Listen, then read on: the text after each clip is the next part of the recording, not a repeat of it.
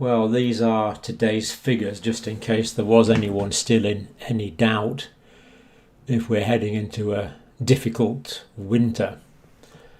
And these are per capita cases, per million cases in this case. And we see that the Czech Republic and Belgium have very high levels. But we notice the steepness of the lines. Cases are going up very quickly. Then France and the Netherlands next in their own little cluster there. Then there kind of becomes another group here in per capita figures. Spain, Poland, the United Kingdom, Italy and the United States. In terms of per capita figures, we could call them another cluster, I think, there really.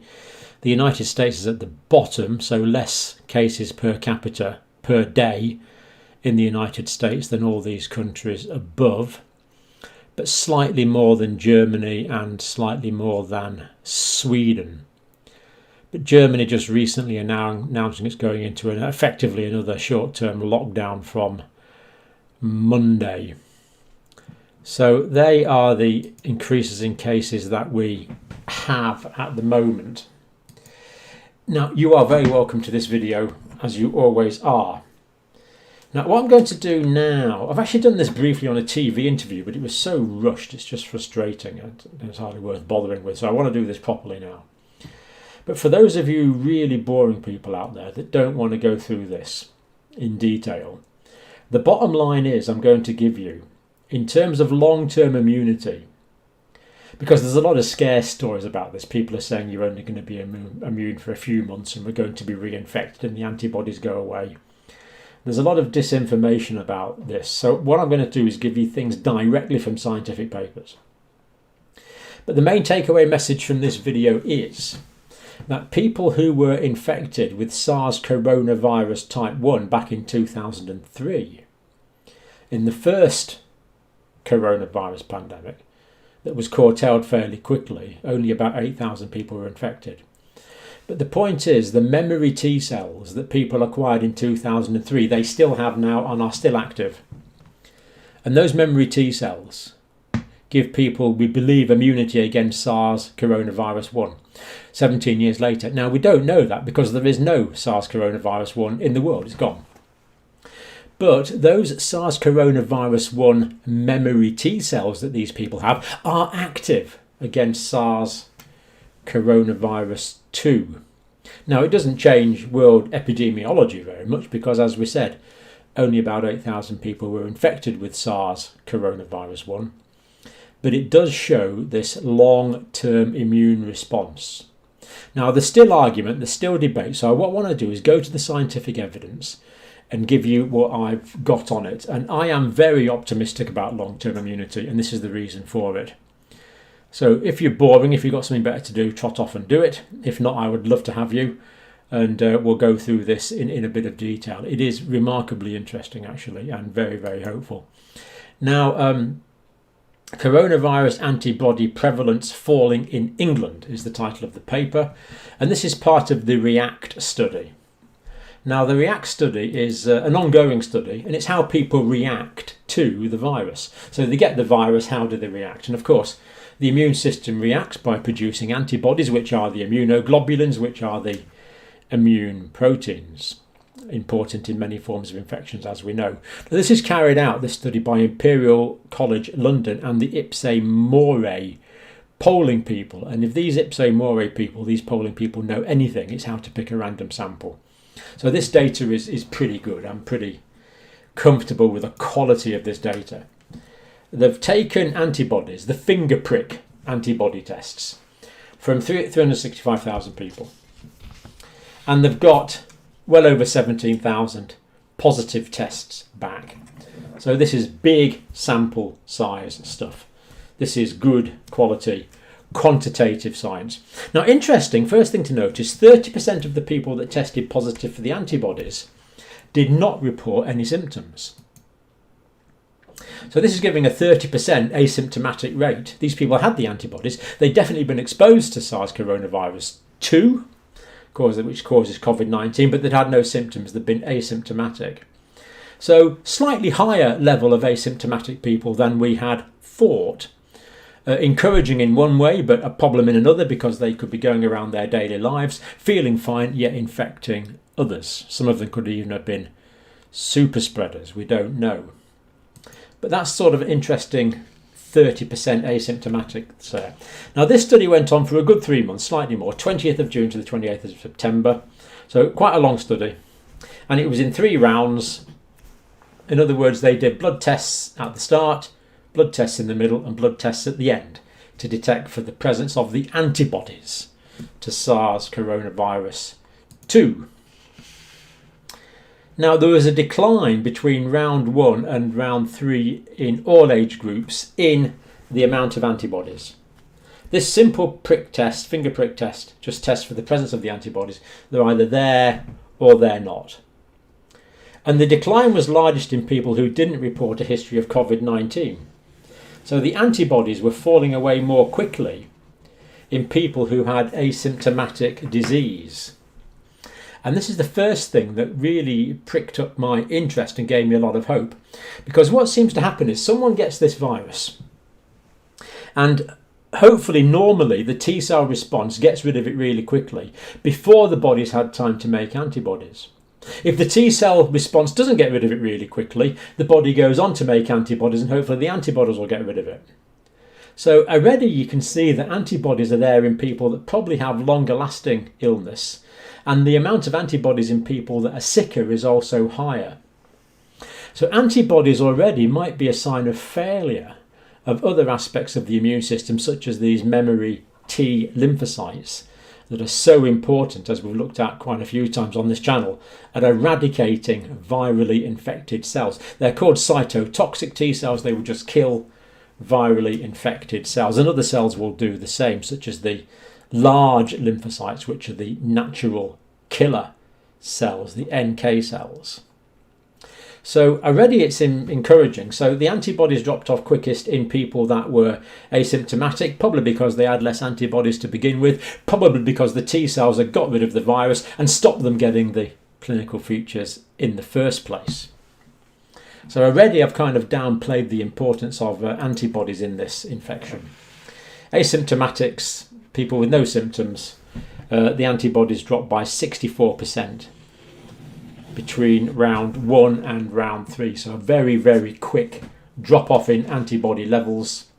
But these people had never suffered clinical features of the disease, but they had been infected by the virus, therefore they must have got rid of the virus in another way, therefore other arms of the immune system must have got rid of the virus, and that is probably largely the memory T cells, although there probably will be some memory B cells as well, and there'll also be immunoglobulin type A's in the mucous membranes, because it's not just antibodies that get rid of the virus, it's different arms of the immune system. The immune system has reserve forces. It's absolutely brilliant the way it works. Now, in the antigen diagnosed group, so these were patients that are actually diagnosed who had the antigen, and remember this was a total of 17,576 patients, so this is a big study. All individuals, they weren't all patients, of course. In this group, generally, there was a 22.3% reduction between round 1 and round 3. The antibodies were dropping off quickly, fairly quickly, 22.3% drop off over 3 months. Not 22.3 drop off in the number of viruses, the number of antibodies present, but a 22.3% drop off in the number of people testing positive for the antibody. So that had gone down quite dramatically. And what the overall decline actually was, the percentage testing positive was 6% in round 1 at the start of the 3 months, 4.8% halfway through, and down to 4.4% still testing positive after 3 months. So there was a continuous reduction in the number of people who still had enough antibodies in the blood to register positive on this test. More and more people were losing the antibodies that they had produced. And of course, losing the antibodies tells you nothing about the memory T cells, because that is a much more sophisticated laboratory-based test. It's not a single simple finger prick test as the antibody test is. All areas of the country and age groups were found to have antibodies. London was the highest. They found 9% in London at round 3. Now, it probably had been higher in London. It was probably higher than that. I've seen estimates of about 18%, but of course the antibodies are lost over time. Now, interesting. The decline was not seen in healthcare workers.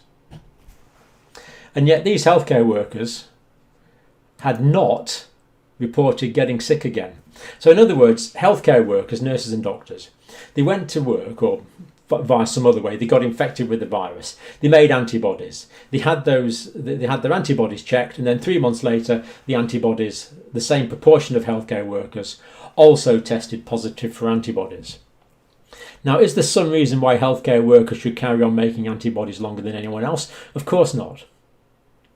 So why did the healthcare workers have antibodies at the same level at the start of the study, as at the same level at the end of the study as at the start of the study? Well, to me, the answer is that they've been re-exposed to the virus at work. When they were re-exposed to the virus, they made fresh antibodies, so they were still testing positive for the antibodies, but they hadn't reported being sick. So these people have probably been re-exposed to the virus. They had a form of secondary infection, but they weren't sick because the T cells had eradicated it quickly enough for them not to get sick, but not quickly enough so they made a few extra antibodies. That might not be true, but that explanation makes perfect sense. So this is very encouraging for reinfection. The vast majority of people that are re-exposed to the virus will not have clinical illness based on this health worker data that we have so far. Decline was largest in people aged 75 and older. No surprise there at all. No surprise whatsoever, because the immune response is not as effective in older people. It is that simple. And the antibody response is part of that.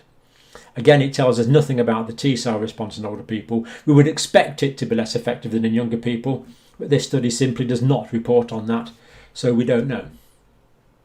Now, one of the lead professors in this study, Professor Paul Elliott, our study shows that over time there is a reduction in the proportion of people testing positive for the antibodies.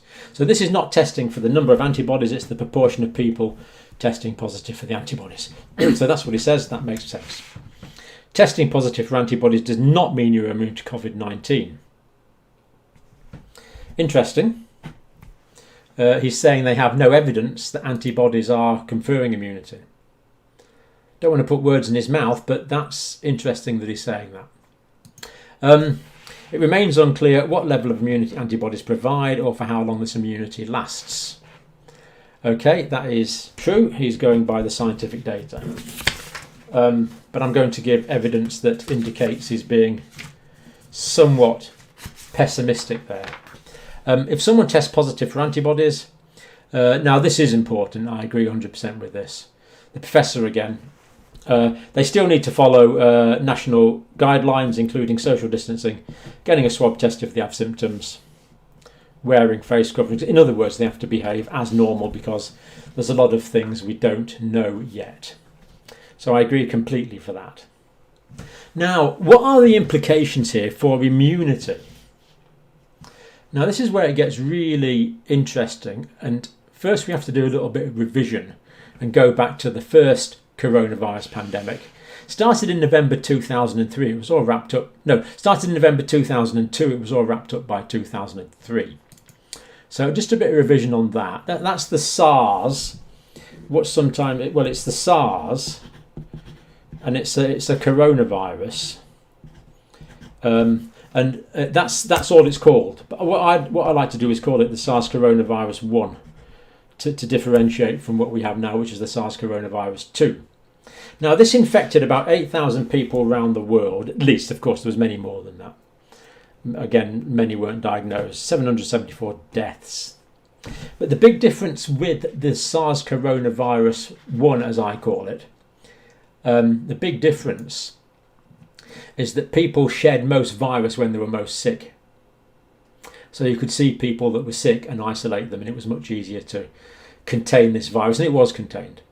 No vaccine has ever been developed for it because the infection went away, because it was much easier to contain. It's the big difference with SARS coronavirus 2 is that people spread the disease when they are asymptomatic, pre-symptomatic and minimally symptomatic. That was not the case with SARS coronavirus 1.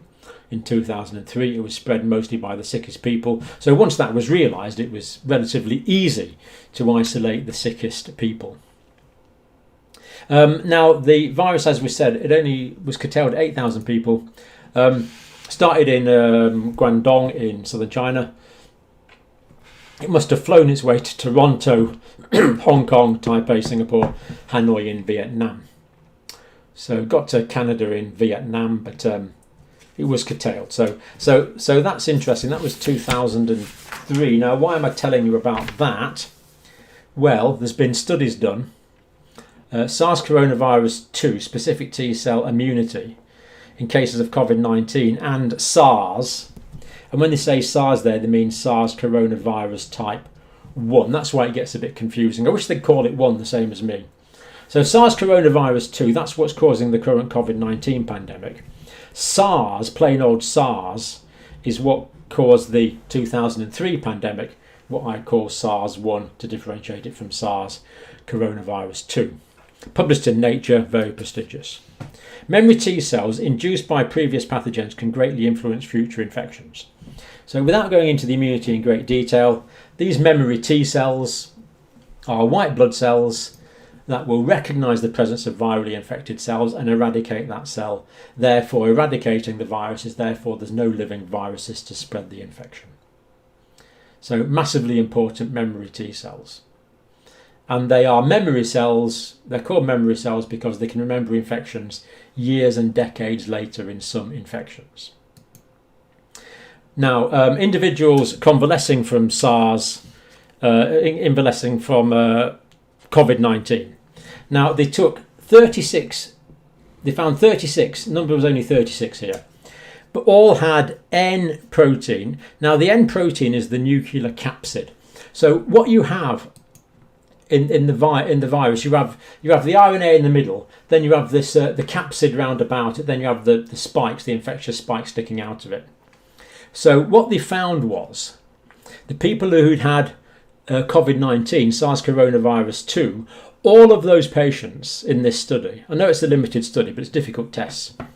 So they found these 36 patients who had SARS coronavirus 2, they had the COVID-19, and they all had memory T cells that attack the capsid proteins around about the virus. In other words, they're antiviral T cells. These T cells have learned how to recognise SARS coronavirus 2 in 100% of people that were infected. Now, a bigger sample size would be nice, of course, but 100% is a highly significant result. So they all had these nuclear capsid protein recognising T cells. Now, this is a bit complicated, but what it means is they all had these memory T cells, these immunological cells that recognise the capsule around about the virus. So what we have the RNA in the middle, as we know. Then we have this capsule around about there like that. Then we have the infectious spikes off it like this.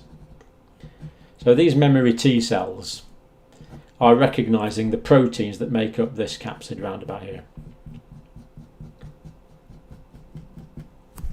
So that's what they're recognising, but that's good. That will still allow them to recognise the viral fragments. So what will happen is here we'll have a cell. This is one of our body cells. That's infected with the SARS coronavirus 2, very small on this scale. Some of these proteins here will get to the surface of the cell. Some of these nuclear capsid proteins will get to the surface of the cell. The memory T cell will see these proteins on the surface, and as a result, that memory T cell will destroy that cell.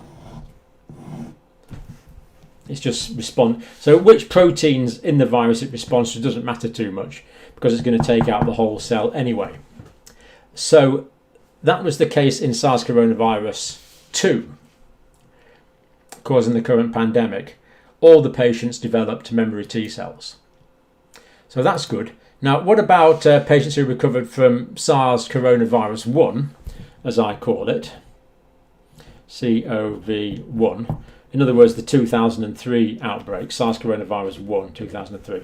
Now, they only found 23 patients there, but they all possess long-lasting memory T cells reactive to the N protein of the SARS coronavirus type 1. In other words, they were still able to recognise these proteins. The T cells were able to recognise these proteins and therefore destroy cells should that infection raise its ugly head again. And these have lasted for 17 years. Now get this is just so important.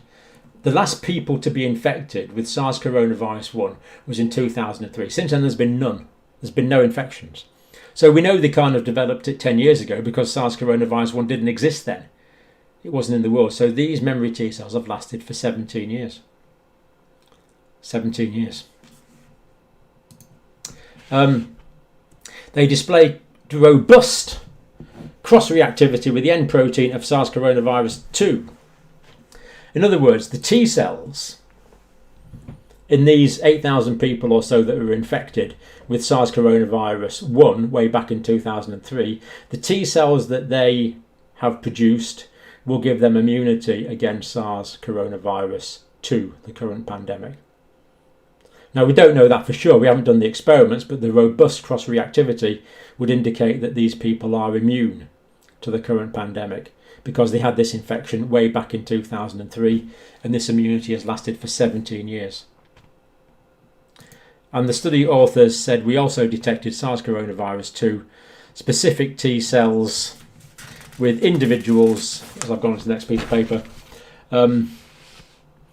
with no history of SARS 1 or SARS 2. So in other words, they detected people with SARS coronavirus 2 specific T cells who had never been exposed to either of these viruses. So first thing to point out here is that people that had SARS coronavirus 1 are still immune to SARS coronavirus 1. People that had SARS coronavirus 1 still have the memory T cells 17 years later. People that had SARS coronavirus 1 show cross-reactivity with the SARS coronavirus 2. Also, there was another group of people that they found when they were doing this study, only 37 of them, but they had memory T cells specific to SARS coronavirus 2, but they'd never been exposed to it. So where on earth did they get those specific T cells from? Well, what they found was that there are proteins in this nucleocapsid around about SARS coronavirus 2 that are the same as beta coronaviruses. So these people have presumably been exposed to beta coronaviruses. Therefore, it looks like they're immune to SARS coronavirus 2, and beta coronaviruses are found in animals. So what we need is a study that looks at people's contact with animals and their immunity to SARS coronavirus 2. Now, we don't have that, but again, it's interesting. It shows that exposure to animal beta coronaviruses raises long-lived T cells, and these T cells have cross-reactivity with SARS coronavirus 2. Hope that all makes sense. What it means is these T cells are lasting for a long time. Now, the T cells that we know that people generate in response to SARS coronavirus 2, we know these existed because all of that study, all of the 36 people in this study had them. They all had, remember that one? They all had that one, didn't they? This one all had the N protein recognizing T cells. So they all had that. What we don't know is how long they had. So we know they all got it, but we don't know how long it's going to last for. Is it going to be 17 years the same as SARS coronavirus 1? Given the similarities in the virus, that is my suspicion. Now, are they only going to last for 17 years? Well, we've only had 17 years. Excuse me. So we don't know. They could last for 27 years, 37 years. We don't know. With SARS coronavirus 1, we know they last for 17. Of course, we don't know how long SARS coronavirus 2 are going to last because we haven't had the time yet. But it's promising. I think they're going to last for a long time. I'm reassured by this. Right, and some people with no previous exposure to SARS-1 or 2 or exposure to any of contacts. In other words, they had definitely no exposure. They had SARS coronavirus 2 specific T cells in uninfected donors who exhibited a different pattern of immunodominance. So, in other words, these were reacting to different types of proteins. So there's the nuclear capsid there with the RNA and the infectious spikes. Now, there's lots of different sorts of proteins make up this capsid roundabout. Lots of different proteins. So these people who presumably have been exposed to the beta coronaviruses were reacting to different ones. This is a bit complicated, but stick with it because it's got a really important implication. So targeting different nuclear capsid proteins, different end proteins. These proteins are very, very similar to the ones in beta coronaviruses, that's why we think that. But they are not similar. Homology, similarity. They are not similar to the 4 coronaviruses that we know cause the common cold. So we have memory T cells generated to SARS coronavirus 1 2003, SARS coronavirus 2 2019-2020 that we have now. The T cells are generated to that. The T cells are generated to the beta coronaviruses. But we do know that these common cold viruses, people can be reinfected continuously. Now, what people initially thought was, well, there's these 4 coronaviruses that cause the common cold. People can get reinfected with those every 6 months. Therefore, people can get reinfected with SARS coronavirus 2 every 6 months. Therefore, the immunity is not going to last for long. Now, you can believe that if you want, but I don't know of any specific evidence for it. But what I've given here is I've given evidence for SARS coronavirus 2 having cross-reactivity with beta coronaviruses and SARS coronavirus 1. And we also know that SARS coronavirus 2 produces memory T cells. Therefore, what I'm saying is the immunological response to SARS coronavirus 2 is more similar to SARS coronavirus 1 and beta coronaviruses than it is to common cold coronaviruses. Therefore, I would expect the immunological response to SARS coronavirus 2 to be unlike the common cold viruses and to give us longer lasting immunity. Now, in a year's time, we can retest for these T cells and we'll know. As the latest data shows, now those T cells are still present. That's why I'm optimistic about the immunity, and I wanted to do this because there's so much fear-mongering going on about this immunity not being long-lasting. But there's no evidence for the immunity being particularly short-lasting. But I believe I've given evidence for why the immunity should be long-lasting, based on these other viruses and things that we know. So infection with beta coronaviruses induces multispecific and long-lasting T cell immunity against these proteins. So long-lasting. So these 2 coronaviruses, similar to SARS coronavirus 1, give long-lasting immunity, thankfully. Now, last thing on this video, if you've stuck with that, well done, because I know it's complicated, but I just thought it was important to go through that. What about vaccination? Well, we don't have the peer-reviewed publications on the vaccines yet, but a couple of days ago we did look at this release from AstraZeneca. The Oxford vaccine, of course, the AZD1222 vaccine. And this is the paper we looked at a few days ago on this video. It produced a strong immune response in the elderly. Immune response was similar in all age groups, surprisingly, but that was good. But vitally, it produced antibodies, but it also produced memory T cells. So this vaccine is producing memory T cells. And from what we know about the immunological reaction to this virus, these memory T cells last a long time. From what we know. How long are these memory T cells going to last? You know, they could all disappear in a puff of smoke on the 1st of November. We don't know that. But I think it's very, very unlikely given what we know. Given what we know, I would expect they persist into the future and give longer lasting immunity. So just to summarise what we've said on this video, cases are going up. as we know, more lockdowns are being imposed in Europe, more restrictions are being imposed in Europe. Ongoing situation in the United States. It's going to be a difficult winter. But I believe that the immune response to people that catch this virus naturally in the wild, as illustrated by those healthcare workers, is going to be long-lived. And I believe the immune response to the vaccine is going to be long-lived as well. And I think I've given evidence that supports that. And I've argued strongly against the short-lived immunity response, where people, in my view, have been arguing wrongly from the 4 coronaviruses that cause the common cold.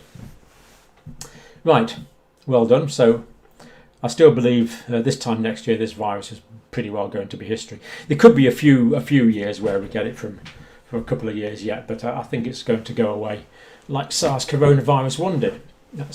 I believe that's where the scientific evidence is pointing. Now, just before we finish this video, I'm going to show you something quite amazing. This is Charles has done this drawing. He said, I've just done a quick sketch, and see if you can recognise who it's supposed to be. I think that's just incredible, don't you? Let me try and put the same expression on. Maybe not quite right.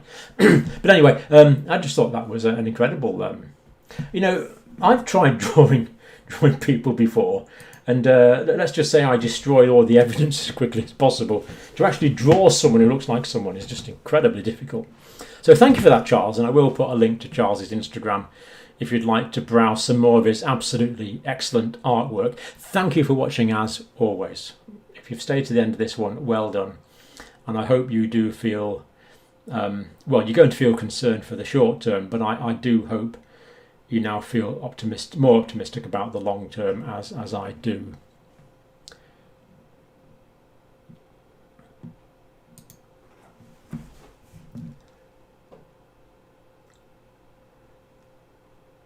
Incredible. Wish I could draw like that. Looks better than the original, if anything. So, thank you for that, Charles.